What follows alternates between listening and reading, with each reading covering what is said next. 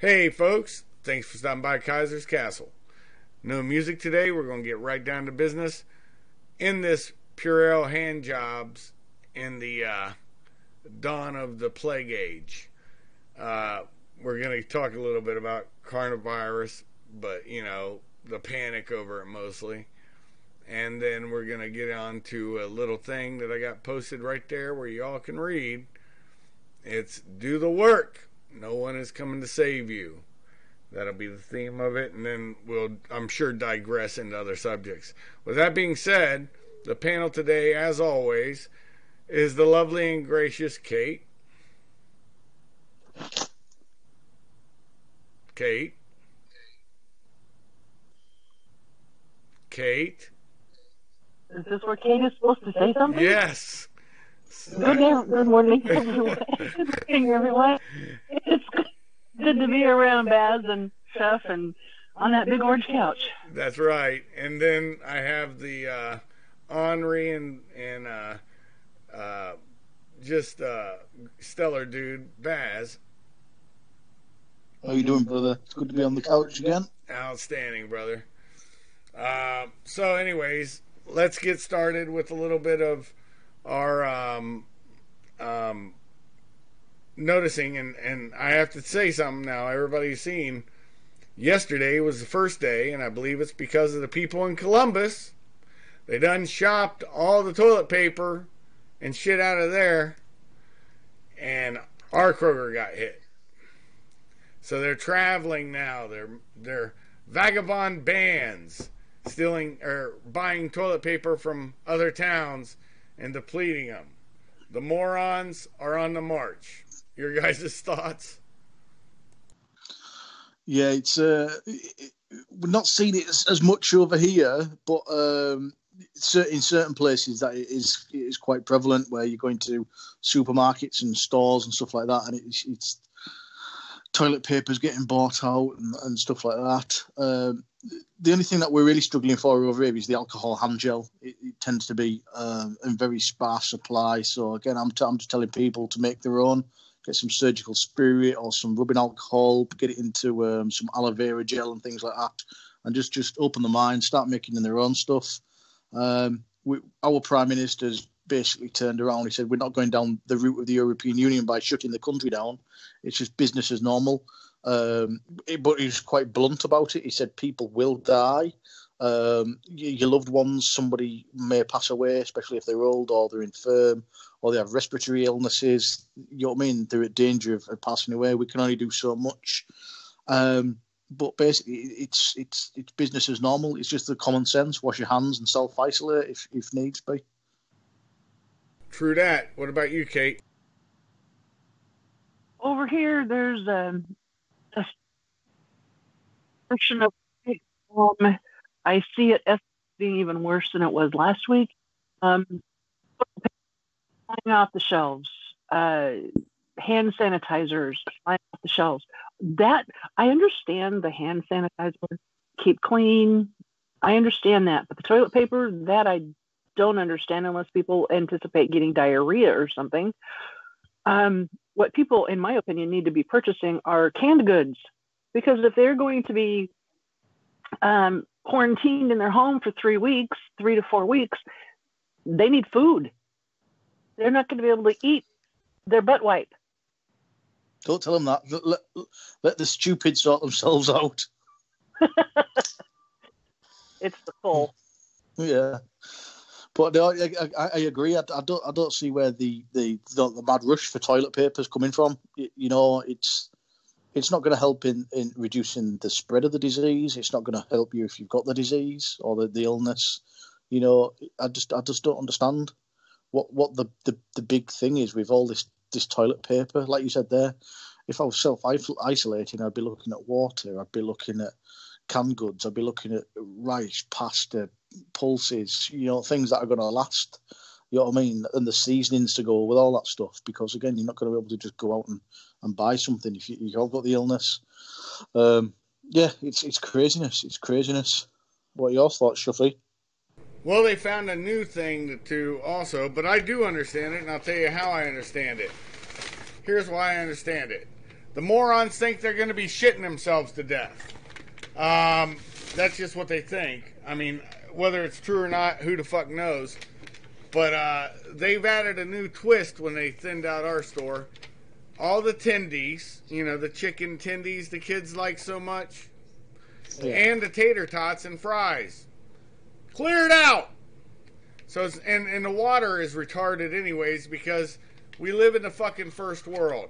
Guess what? Turn your tap on, folks, and bottle your own water. Get an Nalgene bottle. Hey, that solves everything, right? No, I say it's just stupid. People need to sort of like start using common sense. Even if you do have self-isolated for 14 days, who in 14 days is going to use 8 packs of 24 rolls of toilet paper? It's just why I don't understand why they're stocking it. I can understand if like bottled water. I can understand canned goods. I can understand hand sanitizer, like Kay said, but I can't. You know what I mean? It's like, look, there's a bushfire coming. Let's buy up all the car tires. There's no correlation between the two. It's crazy. It is absolutely crazy. But let them keep on doing it. At the end of the day, if they aren't buying canned goods, they aren't buying water. There's just more there for us to buy. Just less toilet roll. But there's obviously the other means. You've got baby wipes, you've got tissues and things like that. Let the idiots just carry on doing what they're doing. Oh no, they went after the Kleenex tissues for your nose because of course they're going to shit themselves to death and they're going to snot themselves to death. They went after any kind of baby wipes. I mean, you're talking just retardation, man. I mean, it's nonsensical what they did, and I wish I could actually try to make sense of it, but I can't. It makes no sense what they did. And, I think it's just the sign of the times. You've got morons that don't know how to prepare. They don't realize they still have a tap water. Look, the coronavirus is not going to destroy your city water. So, the water thing, I could understand it for floods. I always have a little bit on hand. So, yeah, I can understand having a little bit. But when you're cleaning out stores, and this is not like, it's ridiculous because all of our stores can handle a little bit of, run on it. A couple people buy a little extra. And it will be shipped right back in. It's not like it's going to ever run out. But the moronacy of running to the store and clearing it out, and especially, I know it's not coming from our town because we've been fine with this shit. And all of a sudden, it's that stupid ass panic. It's the cow motivation. All these people are sheeple, and it's sad to see actually. But in all honesty, my name's Chuck. I don't give a fuck because it's gotten retarded. Anyways, go on, guys. Yeah, you've got to look at a lot of it is pushed by social media. People see one video on Facebook of just it's like Black Friday, but for shit roll. The doors open and there's just this fucking wave of people, and it's like you said earlier offline, bro. It's just like a swarm of locusts just come in and just swipe everything off the shelf. Shit roll. Then somebody watches that and think, oh my god, I'm gonna have to go and get some shit roll. You ask yourself why? Why do you need it? Not what Facebook says. Fucking crack on, go and buy it. But when you sat inside your house, you're going to eat fucking 40 rolls of shit roll. What food have you got in your cupboards? I've got a tin of soup. Tin of soup for 14 days. So what did you buy when you went to the supermarket? I bought another tin of soup, a packet of chips, and 72 rolls of toilet paper. Yeah, okay, well done. Treat yourself. I'll come and visit you in 2 weeks when your symptoms are all gone. You're all swollen with toilet paper because you can't leave the house. But again, it's just stupidity. People aren't forward thinking because again, they aren't buying canned goods and stuff like that. So at some point, they are going to have to leave the house, and let's say they are self-quarantined for the genuine issue that they have the coronavirus. but they need to leave the house because the fucking retards haven't bought food. They've bought 200 rolls of shit paper, but now they have to leave the house with these symptoms. And the chances are they're not going to tell anybody because they're embarrassed and because they look like a retard, because they don't want to leave the house with coronavirus. And they're just going to go in and they won't have the forethought to, okay, I'm going to go at 2:00 in the morning when there's going to be nobody in the store. You know, they're going to be going at like 2 or 3 o'clock in the afternoon where there's people, there's families walking around. They're going to be in close proximity to people, and these are the type of people that will probably pick up something after wiping the nose and put it back on the shelf. No, I don't need that. 10 seconds later, somebody goes pick that up. Now they've got the molecules coronavirus in their hand, and then you've got another case of coronavirus. You know, and instead of that 2 to 8 ratio, that 1 to 8 ratio of the spread, it's now 1 to 32 because the fucking retard can't do their grocery shopping properly because they listen to social media or they're listening to panic, and they're just, cause, like you said, sheeple. Oh, look, they're doing it, so I'm going to do it. I won't apply any common sense or thought to it, you know. And yeah, that's my 2 cents on that matter. What I'm noticing this day and age of YouTube is that there are a lot of YouTubers who spread fear porn. They give you just enough truth in the beginning of their YouTube podcasty thing, whatever it's called. They give you just enough truth to make their lies believable. Of the United States is shutting down anyone allowing European people coming into the United States. Let's just use that as an example. Yes, that's true. And then the rest of it is, well, you need to stock up on toilet paper and do this and do this and do this. And the next thing you know, you've got 3,000 people telling their 3,000 friends who's telling their 3,000 friends that, hey, I watched this on YouTube and they're telling me X, Y, and Z. And so I checked out another YouTuber who doesn't even know this YouTuber, and he's saying the same thing. So, oh my gosh, it's got to be true. And so now you have all of these people running to the store and buying things that they do not need because of the fear porn that is out there. And it's not just the YouTubers. The mainstream media is capitalizing on this and loving every minute of watching the panic. So they have something to say in the news of, look at all these people going into the grocery store. And when they go into the grocery store, this is what they're buying.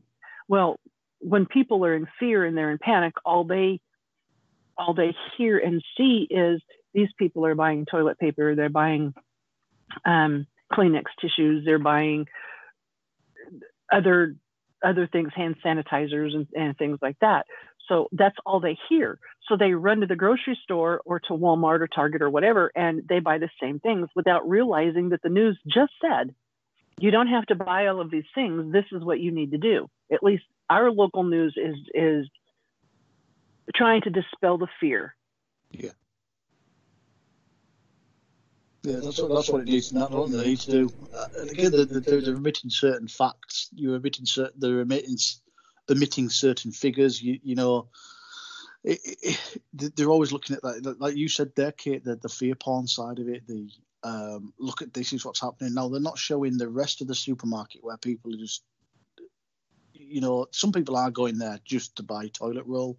You know, but a lot of these people are rushing in to get it because they genuinely need it, and they're rushing in to get it because the rest of the fucking 200 idiots behind them has watched that one video on YouTube or on Facebook, you know, and it's just like, right, I need to get shit roll first because all these idiots going to get, and then I'll continue with the rest of my shop, you know.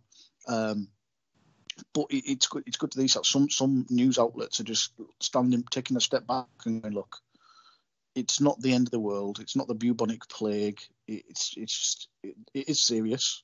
Let's not mix our words about it. It is serious. It's a global pandemic from the World Health Organization, from the CDC, from many different unbiased and neutral sources have said, look, it's a pandemic.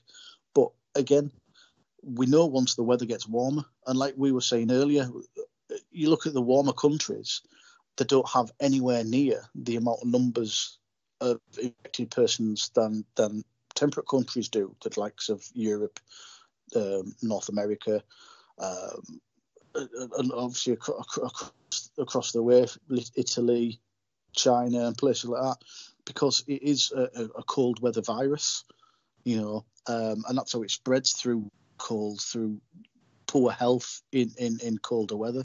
So once the weather starts warming up, this thing will reduce drastically, And again, it's just keeping that mantra of keeping your hands clean, trying to keep your children's hands clean, trying not to touch your face inadvertently after touching certain surfaces, and being careful what you touch as well. And not just that, I mean, if you think about the logic of this, in cold weather, because we're from the north, we're northern folk, we're used to it. You get together. You got Christmas time, families get together, Halloween, trick or treat. You have more group activities. You also got people, instead of going out and watching a TV show like in the summertime, just chilling out and watching something on TV with their wife and family or something, they're more apt to go to a movie during the wintertime. I mean, that's just the facts. Hollywood makes their money that way.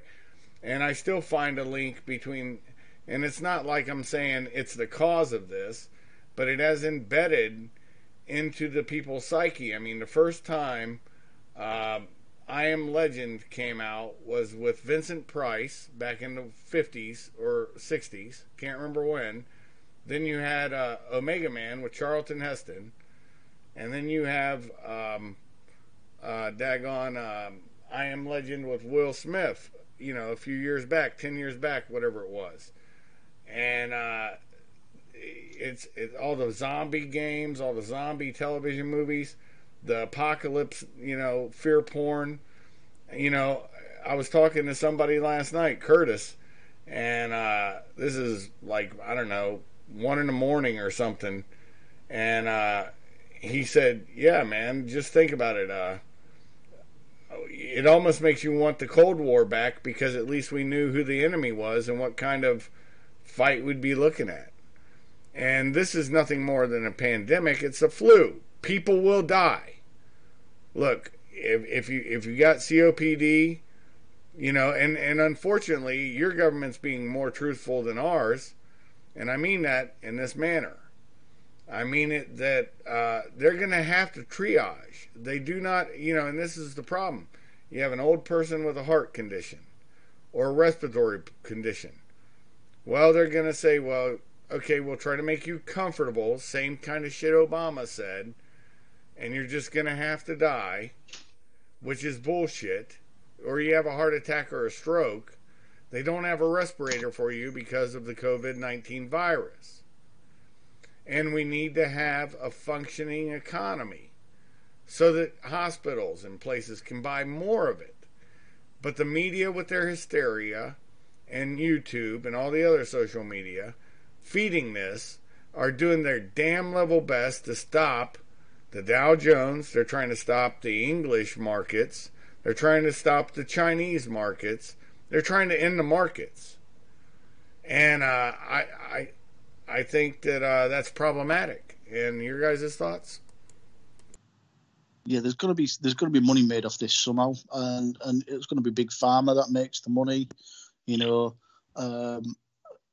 you've got to look at it's, I know, dare say across the globe it's going to be different prices for the vaccine that they actually eventually bring out. Now, obviously, over here we have socialised medical care, so it won't cost me a penny to get the vaccine, or it won't cost anybody the penny to get the vaccine. Where in other places around the world, like say the States, for example, if you don't have like certain health insurances or something like that, you're going to have to pay an arm and a leg to get this vaccine. Where in reality, this vaccine, it probably costs a couple of dollars to make ever so many hundred, vials of it or whatever. So obviously somebody somewhere is sitting back watching these numbers grow, and they're just saying dollar signs on it, and it's all, again, we can go down this shadowy conspiracy of, it's, it was released on purpose, or it's released so people can make billions off it, and it's not. But the truth of the matter is people are going to make money off this illness. Directly involved in this illness, as in big pharma, or through falling stocks and shares, or through, for example, old people are going to die. Old people die all the time, but this is obviously going to make that those numbers grow exponentially. So people snapping up cheap properties, you know what I mean? Things like, you've got to look at it down those lines. So people do have dollar signs in their eyes. And even though most of it's going to be above board, but it's got to be quite unscrupulous, you know what I mean? So, yeah. What I found is, here is a good example. One of my team members became sick, got all of the symptoms of the coronavirus.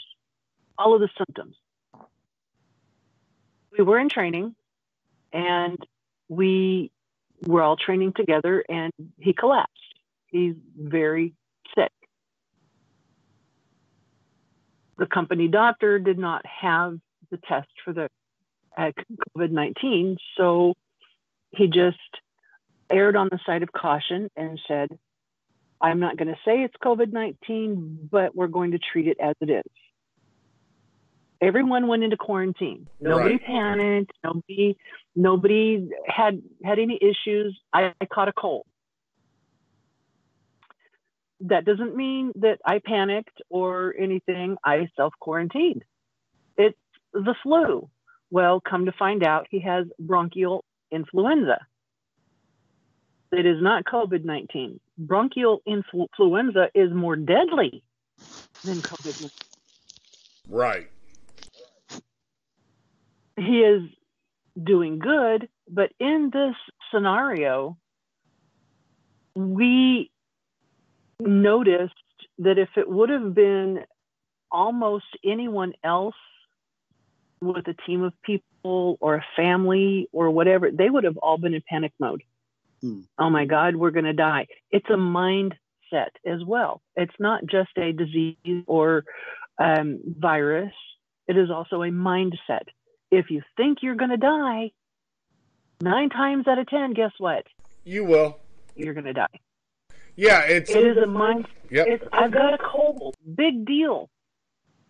It's a cold. I've got the flu. Big deal. Sleep it off. That gives me a reason to not go into work. Thank God. Yeah, and like a lot of places, they're having people work from home.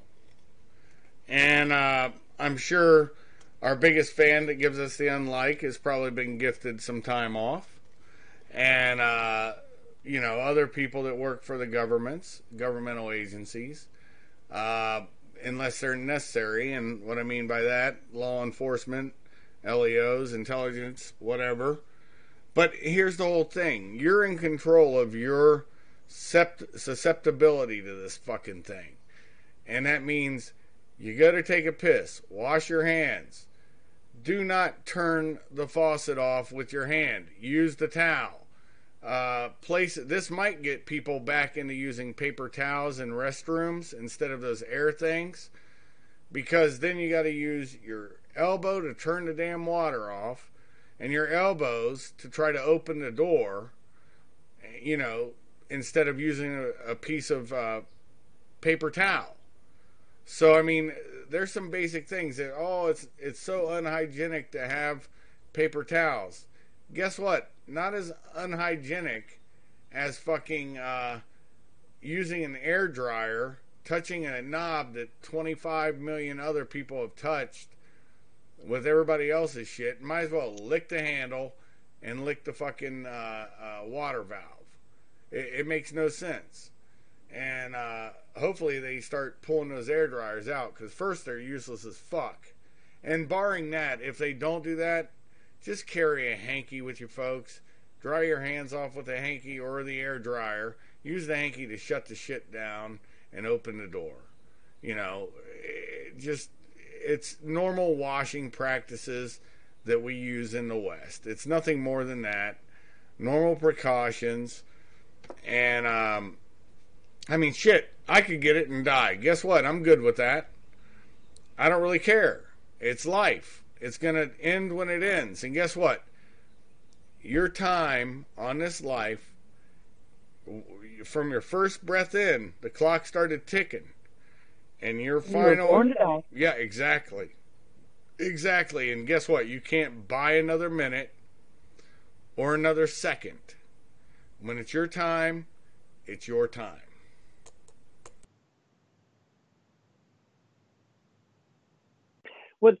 One of the things I learned, there's people saying, well, you know, you've washed your hands, so it's okay to touch the button. Well, okay. When you're at home and you wash your hands, if your hands are so clean, why is the towel dirty when you dry your hands? Yep. Yep. And again, it's how many times are they going to change that towel? Again, a restaurant, for example, a restaurant hasn't factored in COVID-19 into its towel order routine, if you know what I mean. You know, they haven't thought to themselves. Restaurants are quite busy places. I would dare say some restaurants have factored this in, but 9 times out of 10, most restaurants haven't factored in that. Okay, right, we've got one of those old school pull towel things.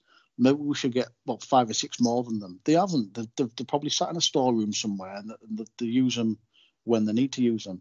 But now this thing's been used about 4 or 5 times. You know, it's common sense, isn't it? I would sooner dry my hands on the inside of my sweatshirt, you know, than use a towel that chances are someone's used 3 or 4 times. And like you said, those air dryers as well. Obviously, the water doesn't just disappear; it blows water droplets everywhere. Now, if you've not washed your hands properly, you have the virus on your hands. As soon as you hit that button, it's just going to spray water droplets everywhere, you know, and water droplets just don't fall to the floor. If they're small enough, they become, you know what I mean, atomized and they're floating around. Yeah, aerosol. Now you've got, so aerosol. Now, the more effective at getting in the respiratory system, because now they're water soluble, you know, and you breathe it in, it's not filtered out by your nose hair or anything like that. It's gonna be absorbed quicker as well. So again, it's just common sense. Either use paper towels, disposable paper towels, or a hanky, you know, rather than something that another 300 people has touched, possibly with dirty hands as well, because some people, let's be honest, are just dirty bastards and they don't know how to clean themselves properly. You know, it's just they smack the tap on, stick their hand under it, and then dry it off no more than 2 seconds later. They haven't applied soap. They haven't even washed the hands. They've just got the hands wet and rubbed it down. Because some people are lazy, some people are dirty, and it's that I won't have it, I don't have it mentality. And then they're touching the door handle on the way out, and it's just cross-contamination of all surfaces. So, yeah, I think we've slapped this to death. We slapped it to death on the last show. Again, we reiterate our point. Don't be a dirty cunt. Wash your fucking hands. Yeah, and let me just slap it in the ass for a final, and Kate can have her final. Look, not all of you can live the lifestyle of you, Hefner, me, and Baz, and have your own grottos and hang out there with playgirls or Playboy girls all day long. So, Playboy girls, motherfucker, not Playboys, bitch. Anyways, I know Baz likes to take a shot to the face, but not old Chuffy. The point being is, you guys can't live that kind of clean lifestyle, laying in there and chilling all day. But no, in all honesty, folks, just like everybody's saying, just be thoughtful where you're placing your hands. One other thing I forgot to mention: the shelves were barren of Clorox wipes. I mean, we use it to clean our tub with, right? And there's no Clorox wipes on the shelves. There's no Lysol, and it's like all that kind of crap. But people walk away from the other cleaning materials that would be just as good, you know. So it's nonsensical. You can make your own Clorox wipes. For if you're worried about that much, you can make your own Clorox wipes by having a little thing of Clorox bleach, mixing it with some water, put it in a spray bottle, and then keep carrying around some paper towels and spray, wipe. Pretty simple.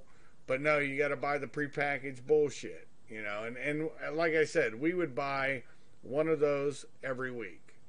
We'd buy a thing of toilet paper every week, and 2 bottles or 2, things of water every week because my wife takes it into work. But our spigot still works at the house, so we can bottle that. That's not a problem for us. And we can make our own Clorox wipes if we want to. But it's just kind of silly that we've never had an issue with this shit ever in 26 years. And now all of a sudden it's an issue. It's because a bunch of fucking dumbasses are buying a lot of shit they really don't need. You know? And whatever, it is what it is. And I'm of the preparedness mind, just like Baz and Kate, so it doesn't bother me because I've got my own mountain houses, Patriot Supply, fucking 25-year shelf life shit, and have had that for years. And I've got 2 freezers of food, beef and deer and shit. I never worry about that. I was going to say, let's all go to Shuffy's house. Well, you're welcome to. I've got a banana and a tin of beans. Yeah, there you go. You're welcome to. You too. Everybody else, I'll meet at the gate. On sugar and flour because I know how to cook. Yes, dried goods. Yeah. You can make noodles with your flour, so then you have pasta. You can make breads and cakes and a whole bunch of other goodies with your flour. Now that I have a brain cramp, 5 seconds ago I knew what I was going to say and now I can't. But when you stock up on things that you know how to make, that is cheap. A 25-pound bag of flour and a 25-pound bag of sugar, you can live off of that. Beans and rice. Now you've got a year's supply of food. Tortillas, you can make tortillas instead of bread, and your flour lasts a lot longer when you make tortillas. Yeah, what they used to call back in the olden times, hardtack. Get your sugar, your molasses, get your damn flour, get your beans and rice, and you're good. Dry. It's all dry. I'm going to be posting a recipe for hardtack in the next day or 2. Anyway, I think Baz is right. We've beat this dead horse. All right. Well, we're going to get in to do the work. No one is coming to save you. And we're going to go down the line from the number 1. And then we'll make comments after I read it. Now, there's 4 points that we put to this. Observe, interview, kill, and let it go.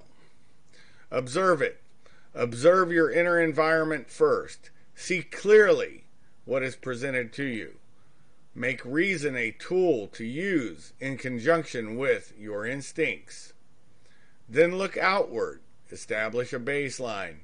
Identify anomalies. And collect what is useful to make informed decisions. Your guys' thoughts, and I'll give mine at the end.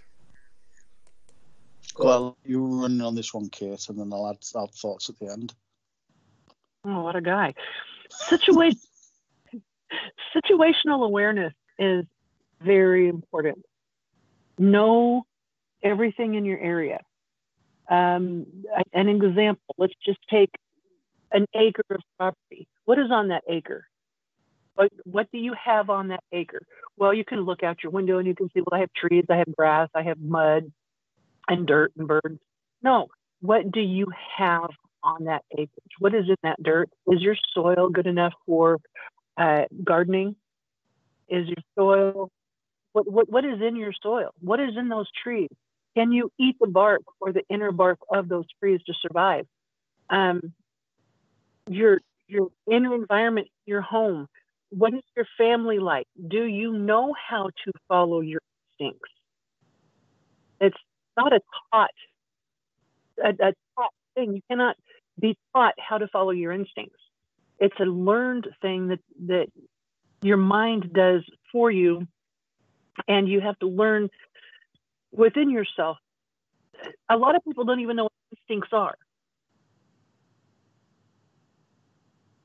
It's Right. interesting when you said like situational awareness. Again, you mentioned like sort of the land around you, know what you can do with that land, the pros and cons of certain parts of your terrain and things like that. I think what the human terrain as well, if you live in sort of like a suburban area or an urban area, is know the lie of the people as well. Let's say you've got an old law enforcement guy or girl living opposite you, or a veteran or someone like that, or just someone who's got the knowledge and shares sort of that same sort of like mind wave of you. You know that you can pretty much depend on them, and they pretty much depend on you, and you strike up that good relationship. You've got each other's backs, and you can keep an eye out for each other.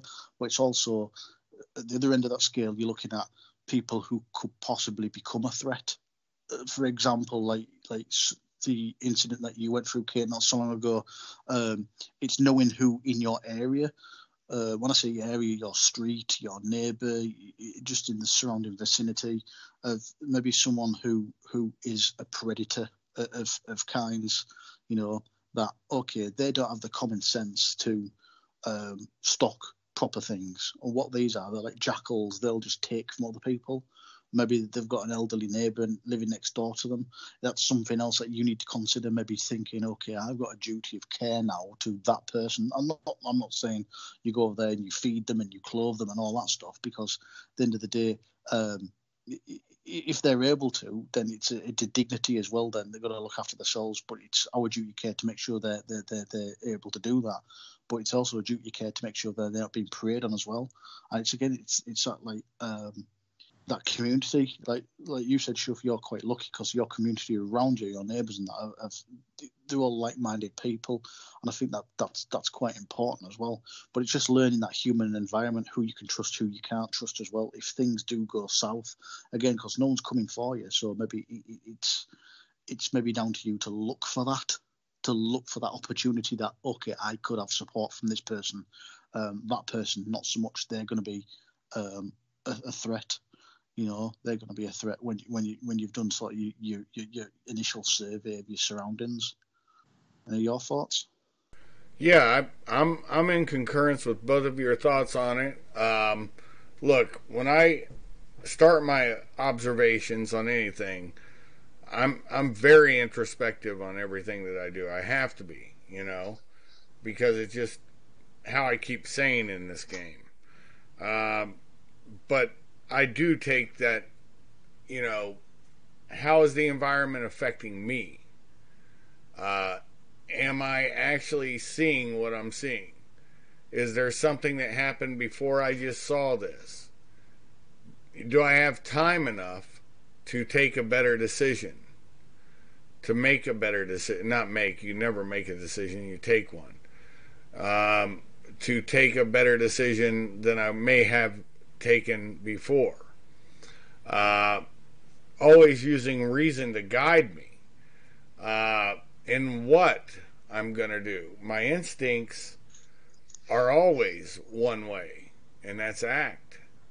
But I have to hold that back, and then while I'm looking outward, I know the baseline. I can identify the anomalies. Let's use my neighborhood for an example. When somebody or a vehicle goes by, or they're parked out by somebody's house, I notice that. And I collect all that information so I can take that informed decision as to what to do. You know, if all of a sudden Baz and Kate are over there chilling, and I know they're not doing anything wrong, and I see some freak show over there, and my neighbors are like that with me, even the former sheriff, they see somebody hanging around looking at something, they'll come over and say, what's going on with that dude? I don't know him. Oh, you don't? And it might be time to make that 911 call. It might not. But I like to just go up to the vehicle and say hi to him. And keep it like that. I'll just say, hey, how you doing, man? Can I help you? And if you think that's a joke, there's a guy breaking in my wife's vehicle. I walked out the side of my house, right behind him, and he's going through her shit. And I'm like, can I help you with something? And if he would have turned around with something, I had something for that. But instead, he took off running. Who cares? Shit, shit. Stuff, stuff. I'm not going to kill you over rooting through my fucking car. But if you turn around with a gun, that'd be a different story. And just like I had a dude that I had arrested, and fucker shows up at my house. Dude, the guy was getting no time. I'm not shitting you. He was probably looking at 3 months. He ends up getting 7 years for threatening a federal cop. So, you know, it's that kind of stupidity. And, you know, he ended up going, I walked him right across the street to the courthouse and put him in jail. So, anywho, anybody else got something to add to that? We're skipping something really important. There's been several people on the group page of Survive, Thrive, Stay Alive that has asked me, how do you know when your instincts are kicking in? And that's a really good question. When your palms start sweating, but you don't know why, when the spidey hairs on the back of your neck start standing up and you don't know why, when your knees start to shake a little bit and you don't know why, look around. Is there somebody watching you? If you feel like someone's watching you, 9 times out of 10, you're being watched. So observe, watch, back. A good example is, look at the grocery store, practice. Go to the mall, practice. Sit in the middle of the mall and watch people. Watch their body language. You will see drug deals, you'll see prostitutes, you'll see all kinds of things going on just by sitting, watching, and observing. Learn in your head to see, for example, if there's somebody in the food court and they're doing a drug deal. Don't do anything about it. Just sit and watch. What is their body language telling you? And if they're watching you, know that you're being watched. Don't do anything about it. Just know that you're being watched. Learn to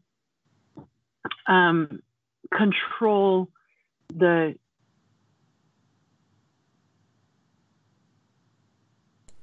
That's good fieldcraft. You broke up and broke out for a second, so I'll take over. That's if you're out and about, and I'm sure Kate will clarify that. Okay, no worries. No worries. So I'll try to go in my area while Kate's getting whatever she has to get done. Not an issue at all. That's why we're all three here. I'm done. Okay. Go on and finish with your fieldcraft stuff on if you're not at home and not in a comfortable, safe space, how to observe and everything. That was, you were going good.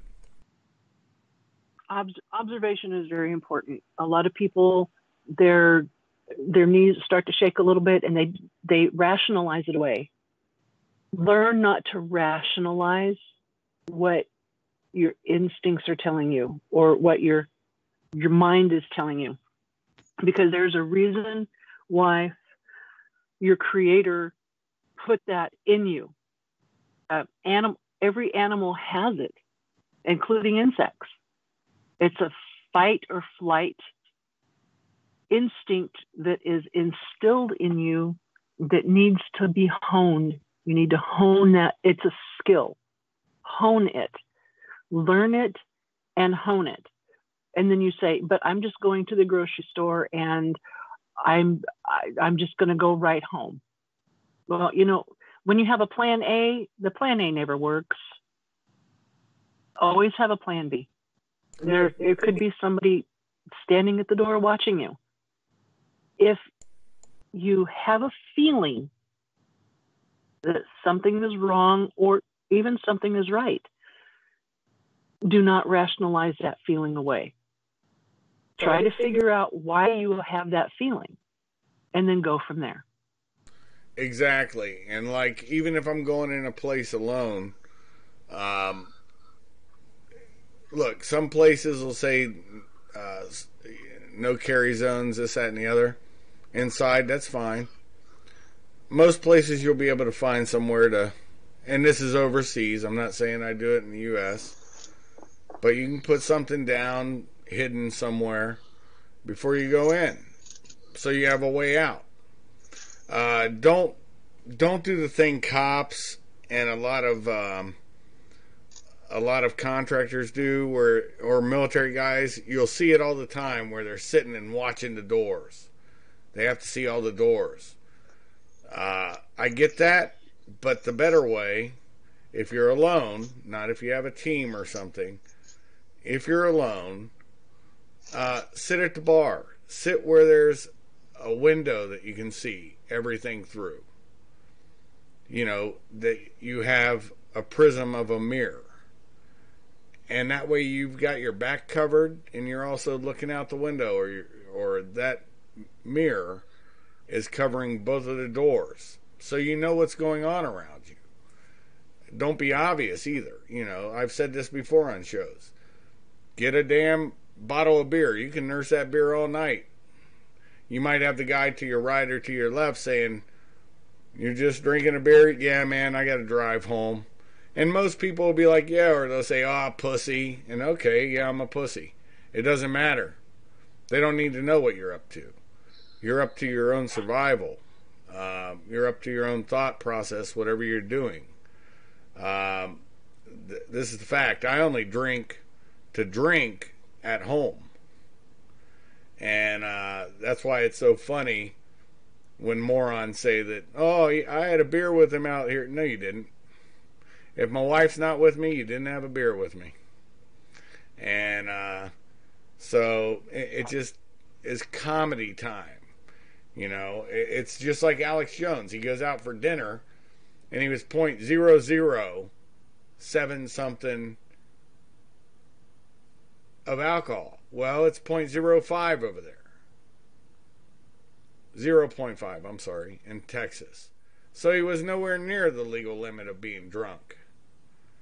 And I'm sure that he'll sue that police agency for it. You know, I mean, people are just stupid. People have their mindset and their prejudices, and it blinds them. And you're absolutely right on the thing I was getting into. It's not just, and Baz, you'll close this one out, brother, since I'm only jumping in now because I started when Kate was there. Also, remember your key attack indicators. People will start grooming. They'll start messing with their hair, their eyebrows, moving their glasses. You'll see them balling up their fist, rubbing their hands together. You have all these clues. Clue into them. If they start shuffle footing, if they get into a stance while you're talking with them, you know it's coming. Be ready for it to come. And once it comes, have your plan. And as Kate said, plan A may not work. Have plan B. And have your ground fighting game down. If you can't get into a little bit of jiu-jitsu with a motherfucker, start taking some. Because it will help you. Your verbal judo, if you don't know what that is, maybe that's a class I'll do one time. Or a podcast I'll do one time on what verbal judo is. It's just basically, well, I'm not going to get into it now. It'll take too long. So, Baz, clean this up at the end and cover what we missed. And then I'm going to go into the second part. Yeah, just to sort of piggyback off what you were saying there, definitely on what Kate was speaking about is watch people. If you're watching people and they don't know they're being watched, they're at the most honest. You know, there's no act on. No one's trying to put a different gate on or something like that. You know what I mean? When you're watching someone, that's when they're at the most honest, when they don't know that they're being watched. And that's the key to surveillance, is getting the information, but the true information. And again, it can be tied into the presence of the abnormal, and you know what I mean, the absence the absence of the normal, if you know what I mean. So if something seems off, listen to your instincts. You know, you've got these instincts for a reason. That's why we're a dominant species. That's why we've left the caves, because we were hunters. We've listened to instincts, and that's why we get on. That's why we survive. And a lot of people who have been in certain situations, especially life-threatening situations, where they've gone into it and they thought, this is not right, and they've listened to their instincts, 99 times out of 100, you'll always be right. The instinct will be right. If it doesn't look right, it's not right. That's just remember that, folks. If it don't look right, it's not right. And yeah, and that's pretty much my take on that there, without flogging it to death. But it was just some really good points brought up by the pair of you that I just wanted to, just add that bit on again. But if someone knows that they're being watched, I mean, if you watch somebody, they turn around and they clock you watching them, watch their body language, their behaviour, their stance, their movements change instantly. It's because it's all a persona, it's all a front. And the only people that tend not to do this are people that are either trained or, when I say elderly people are pretty much honest people. You know what I mean? They don't have anything to prove. They don't have a gate to put on or things like this. And all they'll do is act uneasy, if anything, because now they are aware that they're being watched. But if you watch, like you said there, Kate, like drug dealers and stuff like that, they'll act normal, but in an abnormal way. You know, they'll over-exaggerate movements, they'll over-exaggerate behaviours and things like that. And it's just an interesting thing, like you said. For a period of my career, that was my sole job, was to watch certain people and obviously log what they were doing and things like that. And it was all a big game. It was all a big game. And once they know that you're watching them, it changed and it become quite comical. You know, it almost becomes a skit, you know, at some of the things that these people do, like pulling a phone out of a pocket and things like that. And when you can see that they aren't doing anything with this phone, it's just a ruse. It's to make them look like they're doing something else, you know. So yeah, it's a good exercise to do, and it's quite funny when you actually see people in their inverted commas natural environment. That's my take on that. Their natural habitat. You're exactly right. And that leads us into the interview it. Establish a connection and a rapport with your environment and those in it. Study connections. Be an ambassador to achieve what you desire. You are assessing and being assessed. Influence things. Adapt to your social environment, and when you have to, admit nothing. Deny everything and make counter accusations. That's key. Now, that's why when people say, oh, you're a Nazi or you're a fascist or whatever, or you're a communist, there's a great documentary that I always tell everybody to watch, The Lives of Others. And it's about DDR's Stasi.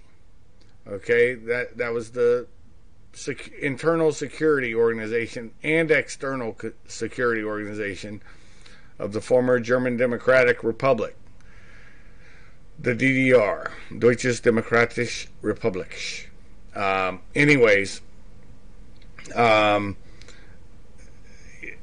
They would have a wet dream with what we have with our NSA and DIA and CIA and, you know, NRO and all the other agencies, because it's total collection. But back then, they'd have to rent the apartment above you or below you and get video cables and stuff like that. Remember, it went down in '89. Okay, that's when it ended. So everything wasn't as microlized as every time you go out somewhere, there's a cell phone that's recording everything you're doing. And that's why I guess at the end of it, I said, this is the key. And you have to act like that's happening all the time. But you also have to identify This is a bit of counterintelligence when you're being looked at. Okay, when you're interviewing it, it's interviewing you, and you have to maintain composure at all times. Even if there's somebody just visiting, or an electrical guy or something like that, or somebody coming here to do work, go in and talk to them. But see, that's a skill well lost. You got to see what they're doing. Oh, what's this? And talk to them and have some knowledge of what they're doing. And if they're doing something out of sorts, you might want to look at it again. Also, a good thing to have is surveillance in your own home to see if people come to your house when you're gone. See what's going on. Not to a paranoid level, but it's just a good thing to have to give you a little peace of mind if you notice something's out of the ordinary. Go on, Kate. You guys are covering it all. This interview also goes back to observe.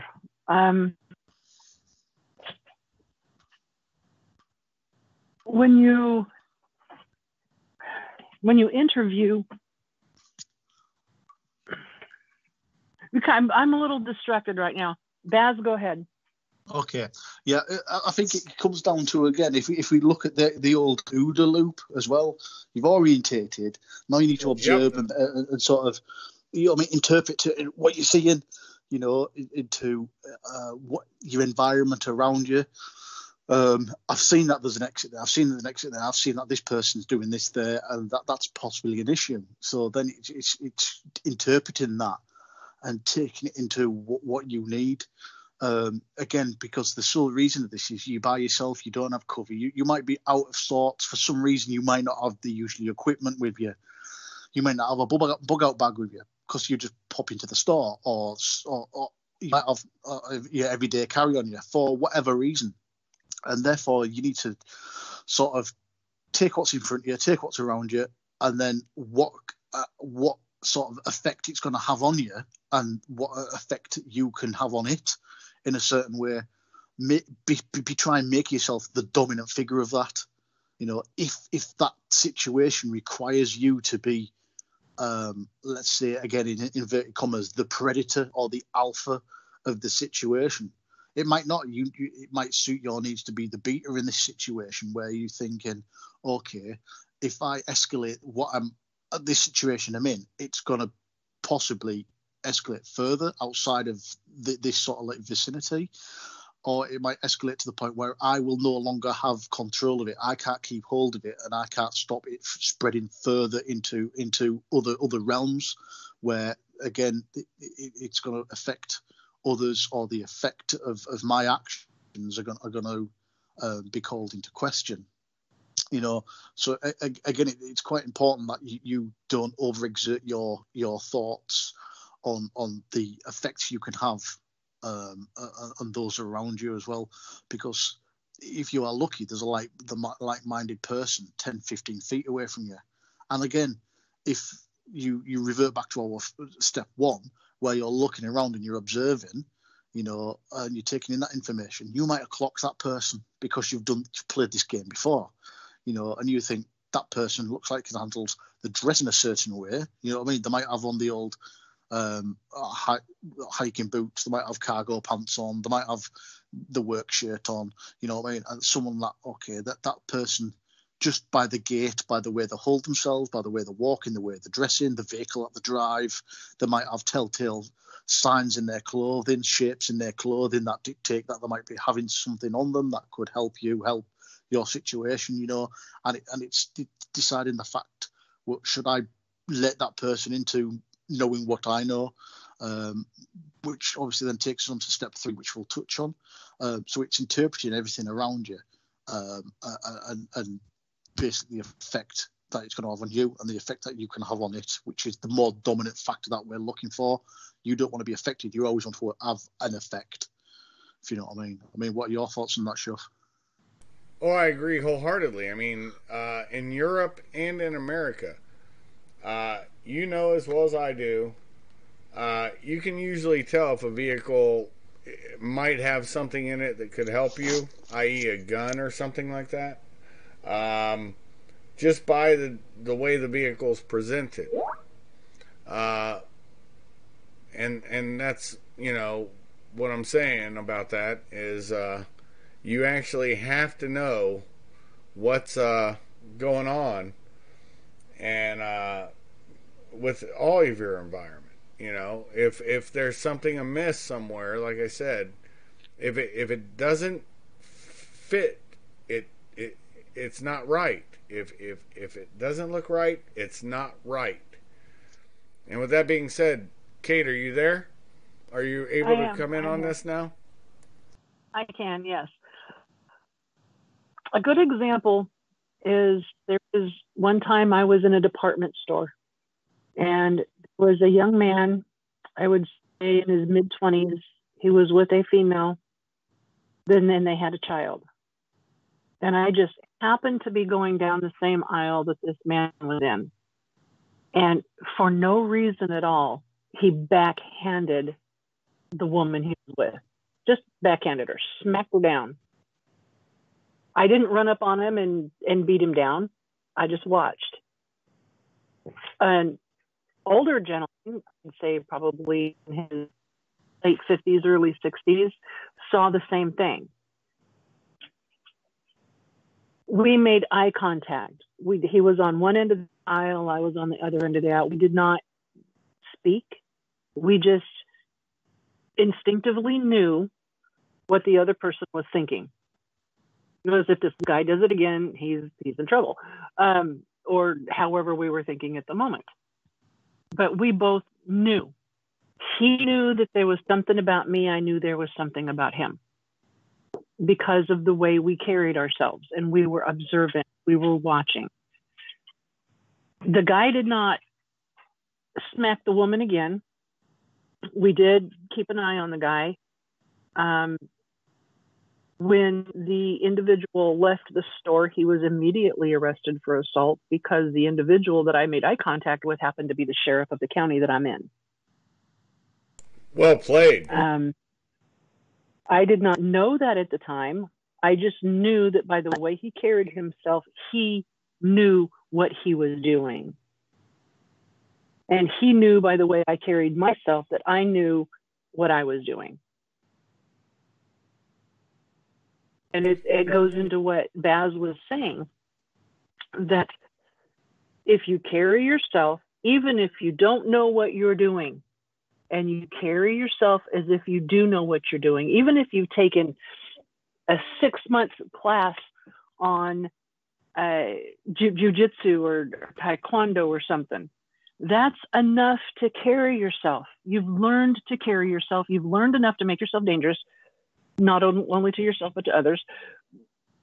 But you can carry yourself to let other people know, I know what I'm doing. I'm secure in myself. Do not bother me in mine. I get that fully. I love how you just said that. Make yourself dangerous to yourself and to others. Because, like I said, everybody should take some jiu-jitsu to learn some ground fighting.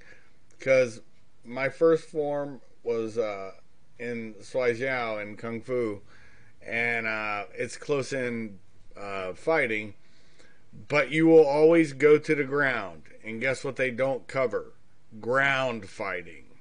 And so you get put on the ground, you're now going to have to fight in an environment that you are not familiar with if somebody does know how to ground fight. Go on and explain that there, Kate. Ground fighting, that's a whole nother show. That could take a whole show to talk on ground fighting. My skills are, hold it, I dropped you.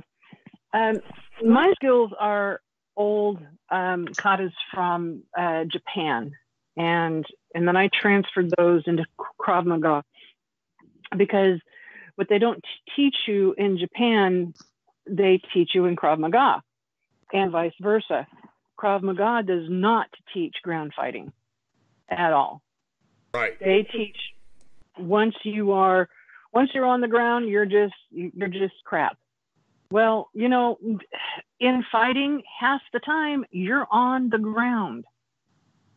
So kick, scream, pull hair, bite, do what you have to do. Oh, but biting is not fair. Well, excuse me. You're the one on the ground. There is no fair when it comes to fighting. You win or you lose. And so you win at all costs. If you're on the ground and you have no skills and you don't know what you're doing, start kicking. Hit those sensitive points. Hit the groin. Pull the hair. It doesn't matter if it's a man or a woman. Grab a boob. Grab it and twist. Grab the groin in a man and twist. Hurt those gonads. Grab a hold of anything you can. The Achilles tendon. Grab anything. Pull and twist. Rip. Use your knuckles. Hold your hand out with your fingers closed, and use the tips of your fingers and start striking hard. Go for the throat. Go for the eyes. Stick your fingers up the nose and twist. Do anything you have to do to get the advantage. Yep, it's those bony parts that you want to hit those nice gushy parts with. No, we will go into this deeper about being in a mount, being in a guard position on the ground, and also you being in guard on somebody or in their mount. And you'll see that transition can happen very quickly. And that is, ground fighting is key, folks. If you doubt me, wait till one time you're rolling around wrestling with a wrestler and they kind of know what they're doing, and then do that, go to a jiu-jitsu place. They're not going to beat the hell out of you on your first try. And then when you get put to the ground, or you put him to the ground, watch how quickly he gets out and watch how slowly you get out. Because you know nothing. You don't know how to bury your face in their chest as you crawl up on them, or how to flip over into their mount. These are just skills you'll develop. I may even bring Georgios in on this one, because that's what he did. He was he actually was in, he wrestled for Ohio State. He does jiu-jitsu, and that's where I learned a lot of my stuff from his school. So, anywho, we'll go into the third portion. This is the red portion. Kill it. Have a bias for action, and be default aggressive. Solve problems. Do the work. Be who you need to be. And let violence of action speak for you when the time comes. Empower your teammates. Pay your dues and get the job done. And with that being said, who wants to go first? Jump on it. Yeah, I think it goes back to something that Kate was saying there about you were both saying about obviously the groundwork and things like that. Try and get into a position. If you're going to enact violence on somebody, again, it's that the old adage of I'd rather be tried by 12 than carried by 6 type of scenario. But there's certain caveats to that. Do I need to enact violence in this situation? If you do, make that violence count. Don't do anything half measure, because if you're going to enact violence, it's either you're the one to enact violence and finish violence. Do not enact violence, but let the other person finish that portion of violence, because them finishing that portion of violence means you're the one on the floor. You're the one in the bloody heap, pissing blood out of every orifice, because they've stabbed you or they've shot you or they've got the drop on you. Again, that violence of action. There is no Queensberry rules in this. This is not Hollywood, If you have some training, Krav Maga, if you've got jiu-jitsu, if you've got kickboxing, then put yourself in a situation where you can use that to your strengths.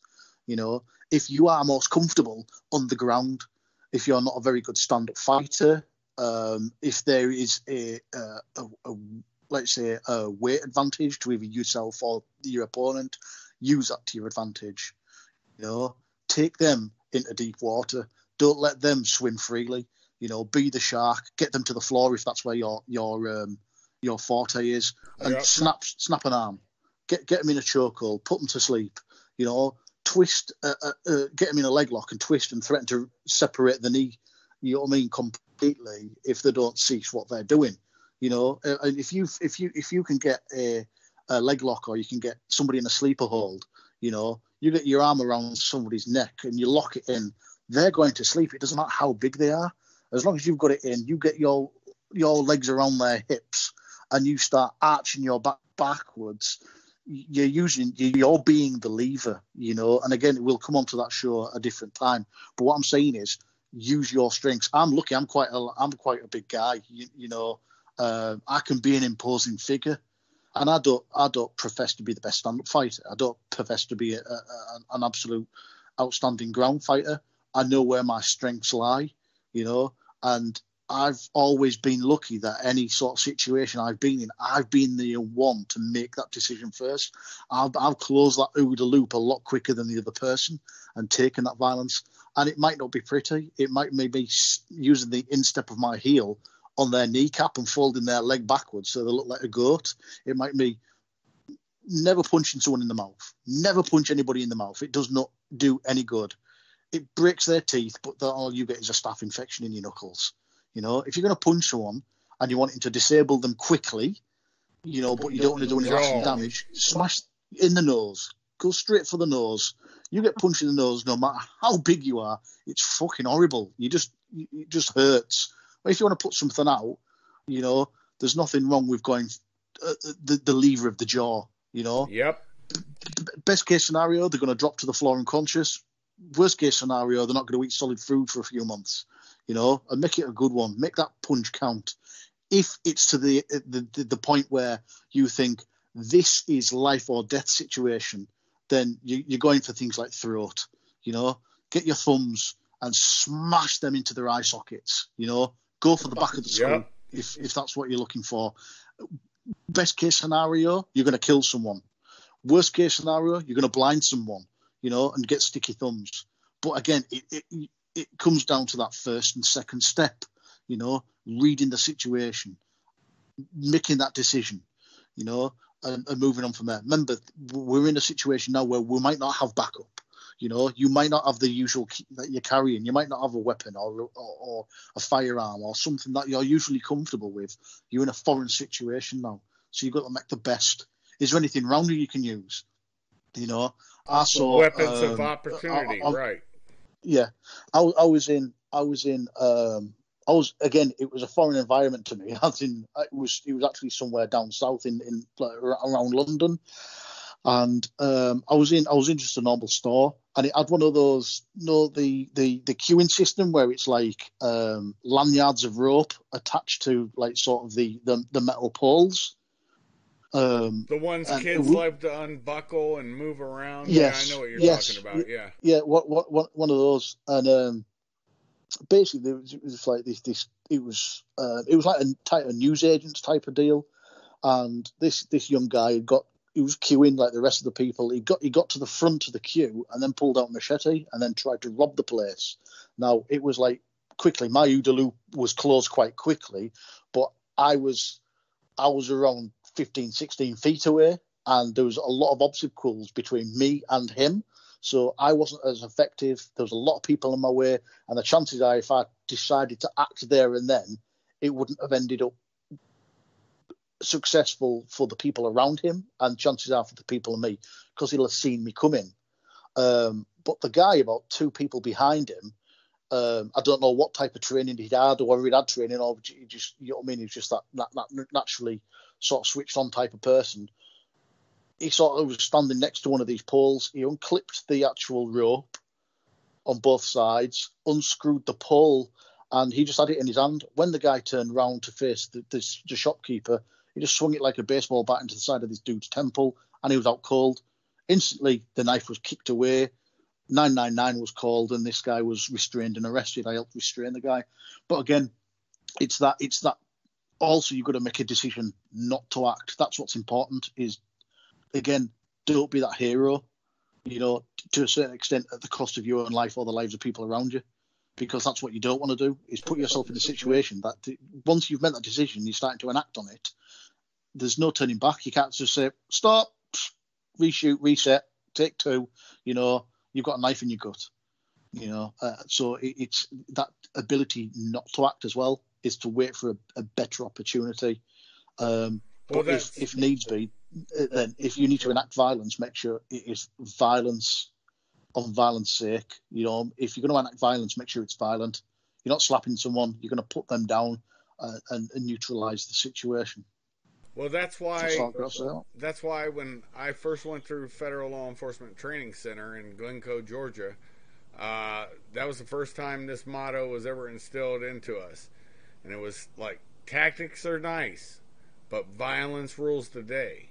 And that's very correct. And what they meant by that was, if you do have to enact violence, be overwhelmingly violent, and you'll be always successful. And that's very true, but I'd never had that drilled in my mind like that until FLETC. I mean, they say other things in the military, but, that's all alpha male bullshit.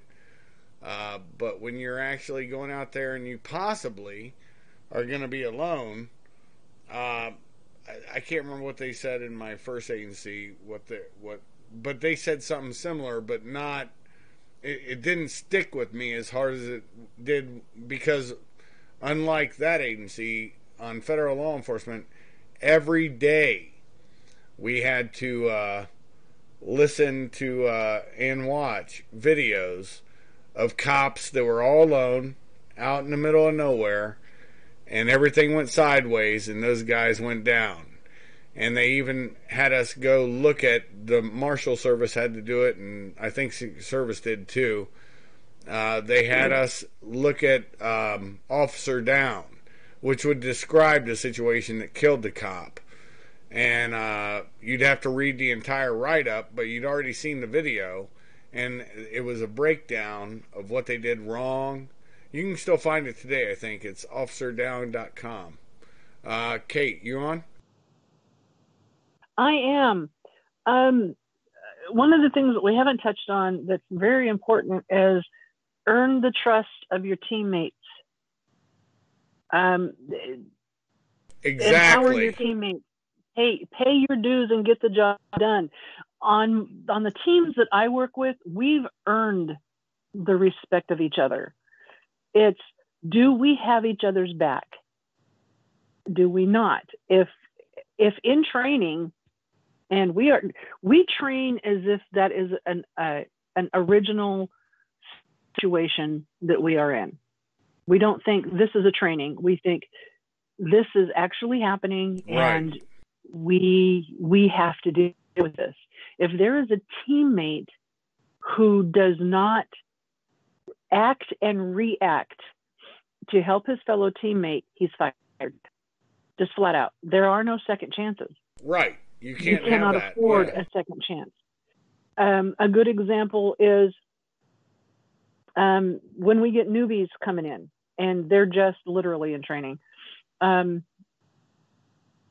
We will have an alpha teammate accidentally, of course, falling down a cliff. He knows exactly how to fall, where he's falling, and everything like that. Half of the newbies will stand at the top of the cliff and yell, "Are you okay?" Well, those guys go back through what we call basic training. Right. The other half will follow down the cliff with the guy who just fell down the cliff to make sure this guy is okay. Those are the ones we want.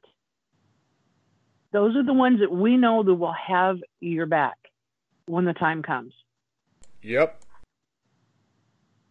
We want to be able to know that if there's a trigger that's going to be pulled, you're not going to say, "Oh my gosh, I'm going to kill them," or "Oh my gosh, I'm going to hurt them."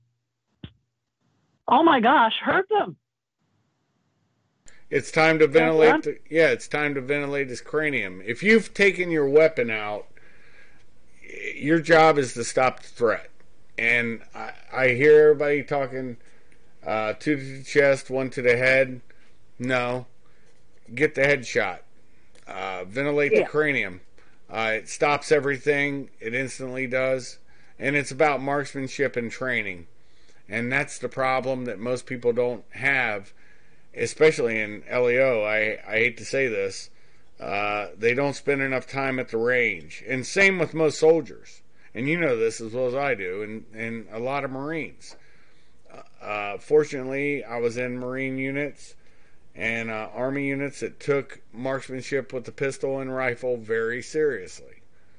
And, if I've got the chance to deal with them with a rifle, I'd rather range them than be ranged by a pistol. And, a pistol, if I'm pulling that out and somebody has a rifle, I did that one video where I was with, Baz knows who I was with. We talked with him today. I took my Glock 19 past its maximum effective range, and I was hitting the pepper poppers. But I don't want to be that guy where a rifle would still drill me from 200 meters. That's just a fact. And you don't want to be that guy. Go on, Kate. I'm sorry I interrupted. No, that's okay. My point is earn the trust and the respect of your teammates. When this step 3 says kill it, empower your teammates, pay your dues and get the job done. And in my industry, empowering my teammates means we have your back, no matter what. And no matter what the situation is, there is always somebody on the team that's right there with you. If they're not attached at your hip, they're attached at your shoulder. Somehow, some way, you are empowering your teammate by earning that trust, earning that loyalty, and paying your dues. Paying your dues doesn't mean, well, I'm along for the ride and here I am. Paying your dues is when there's a bad guy coming up onto you or onto your teammate, you do what you need to do to take out that bad guy so your teammate lives. That's paying your dues. Yep. Part of it. If the bad guy doesn't mean you harm, because there's a lot of people out there that says, oh, he really doesn't mean you harm. I don't want to hurt him. If there's an individual approaching you and you can see in their eyes, which you usually can, that they have ill intent towards you, hurt them. I would rather hurt them and be wrong than to not hurt them and be dead. Exactly. Tried by 12, carried by 2. There you go. Anybody else have some more to add to this one before we, and you too, Kate? I mean, if you didn't finish it up, if I interrupted, please feel free. That's good. All right. No, I'm good, guys. All right. Here we go. The last part of it is be on time and on budget, but do not rush. Control what you can control and let go of the rest. Precision, timing, sometimes demands. We let things go and continue the mission. And I'll let both of you speak on that. Baz, you go first in case you have to dip out, because I know you got things to do. And then Kate, jump in after him, and I'll clean it up at the end. Yeah, I think it's important from stage 1 all the way through that you have a goal in mind. You know, I mean, there's no point aimlessly walking into something that you don't know where it's going to go. You know, so always have a fixed goal in mind. Maybe that is to get you and the people around you away from a situation. Maybe it's you're in the situation you can't get out of, so you need to make best of that situation, and that might mean enacting violence on one or more people. Again, so your decisions will influence what the goal is at the end of the day, and how successful you meeting that goal is. So have the goal, have the means to get there, but make sure it's realistic within budget. Let's say there's no point. You're by yourself. You're surrounded by children. You're surrounded by let's say fairer members of society. You know what I mean? You might be surrounded by, I don't want to say students and the likes, or liberals or lefties or anything like that, but let's just say you are the biggest, baggest dog in the room, apart from the person that's enacting violence on others. So you might be by yourself, but don't overspend, don't overstretch on budget. There might be 6 people. You aren't going to take 6 people down, you know, unless they're standing very close to each other and you've got a firearm that you can quickly draw without being seen, and you can accurately put rounds into targets. If those people are spread out, and let's say those people, let's go down this sort of like this situation porn type of deal, and let's say you're in a bank and there's a bank job going on, and you're deal carry, and the people that are enacting this nefarious act are standing around the teller screaming at them because they're wanting the money. And you can quickly pull out a firearm and start putting rounds into targets. But let's change that up. Let's say there's an assailant behind you. Let's say there's an assailant near the door, and you aren't going to be able to draw a firearm and drop 6 people in the time it takes for one of those to raise a sawn-off shotgun and take your leg off at the hip, you know. So it's don't overspend on your budget. Be realistic in what your goal is. Your goal might be to just lay on the floor with your hands over your head, but take as much information as possible, so when other specialists come in, like law enforcement or something like that, you can be of some worth. You aren't going to be one of the ones that are slobbering, crying, getting put into a bus and taken to a police station to just go, I didn't see anything because X, Y, and Z. You can be that one that turns around, I saw this, they did this, they did this, they did this. Have a realistic goal in mind, and that's what my thoughts on that are. You, Kate? I agree. This doesn't have anything to do with firearms, but when I was back in the military a long time ago, there was a fire in a building, and I can hear everybody screaming. And it's not that I ran into the fire and I'm a hero. That's not it at all. It was somebody was in the bathroom. They were smoking, and they lit toilet paper on fire, and so the fire ensued. I ran into the building because everybody was screaming and just standing there. They weren't moving. They were just standing there. And I'm directing people to get out. It's because I was calm, they were listening to me. If I was screaming along with them, they're not going to listen to me. If you rush it and you say, run, run, run, run, run, everyone's going to start running. There's going to be a panic, and someone's going to die. They're going to get killed or something. So you just go in and stay calm. There's the exit. Everybody go one at a time. Let's go, let's go, let's go. You take control of the situation. And if you don't have control of the situation, learn ways that you can control the situation. The rest of it, let go. I got hit on the top of the head from somebody who was panicking and throwing their purse around up in the air going, oh my God, I'm going to die. We're going to burn. And I got whacked in the head. I couldn't control that situation. I didn't get knocked out, but I had to tackle that lady, tell her she needed to calm down. We both got up. I ushered her out, and then I'm helping other people. Control what you can control and let go of the rest. That is awesome. Awesome advice. My computer just died on me here. Precision timing sometimes demands that we let things go and continue the mission. That is so true. Let's just use the same scenario and call it a mission. It was my mission in my head at that moment. I didn't even stop to think. I just ran into the building. I did not know where the fire was at the time. I did not care. I just heard people screaming, and nobody was coming out of the building, but I knew that the doors were unlocked. So I couldn't figure out why people were not coming out of the building. So I ran in. I did not prop the doors open. I just ran in, and the first person I came to, there's the door, get out.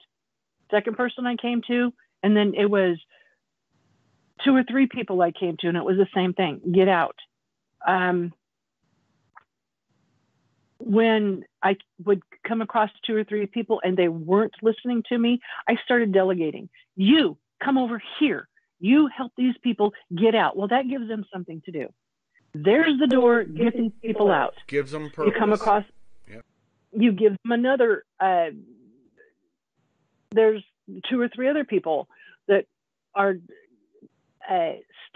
sterilized. They're paralyzed in fear because there's a fire somewhere and the place is filling up with smoke, and people are panicking. They don't want to move. So you delegate somebody else, and you just keep doing that. You come over here, get them to the door. You just keep doing that. And you point, just like you would in an emergency situation of a trauma, is you point to somebody and you say, do you have a phone? Yes. Well, there's the phone on the wall. Go over to the phone and call 911. Do it now. Come back to me and tell me what they said. That way you know that they actually called 911. Right. That gives them something else to do. They've gone to the phone. They've called 911. Now they're coming back to report to you. Now you know that you have a trusted person. Okay. Now you redelegate. Thank you for doing that. Grab these 4 people, get them out of the building. And you just keep doing that until the building is clear. It's precision timing. And sometimes you have to let things go, like those 3 or 4 people that are paralyzed in fear. You have to let them go and delegate to somebody else to get them out, so you can continue on and help other people to continue your mission. That was an epic example of what that paragraph actually means. I could say this, that, and the other, but we've all experienced that time where you have to let it go, and you do have to repurpose and give them purpose for what they're doing. And we've all seen that in our time, both military and civilly. Kind of interesting how, notice you have 3 separate people. All of us are expert in one thing, our own opinion and our own experience, and not in anything else. None of us will say we're experts. And notice that, and this was absolutely accidental, because I just wanted to do a show on do the work. No one is coming to save you, and break this down, which you guys can all read yourself that are listening, because I posted that and it's been up the whole time. Look into this and think about it in your own mind. It's kind of what we do, as when we're doing PSDs or whatever we're doing out there in the network. Get the client off the X. The X is where they're being targeted at, and you have to get them off of it. And these are the things that you would normally do. But it does coincide, honestly, it naturally came. We may have beat a dead horse, but I think we went around a different way and showed you how panic changes people. And it told you earlier in the observe it portion, take heed of what you're about and what's going on around you, basically. Interview it. See what's going around. Establish a connection to it. It's the OODA Loop. Observe, orient, decide, and act. And so that's what that is. It's basically like that. This is just another way of doing it, and it's still the OODA Loop in some ways, but it also goes into a little more detail, I think. With that being said, thank you guys for stopping by Kaiser's Castle. I will slowly raise the drawbridge while you get off my big orange couch and you meander on the outside as you finish your coffee, tea, soda, or adult libation. With that being said, shove out.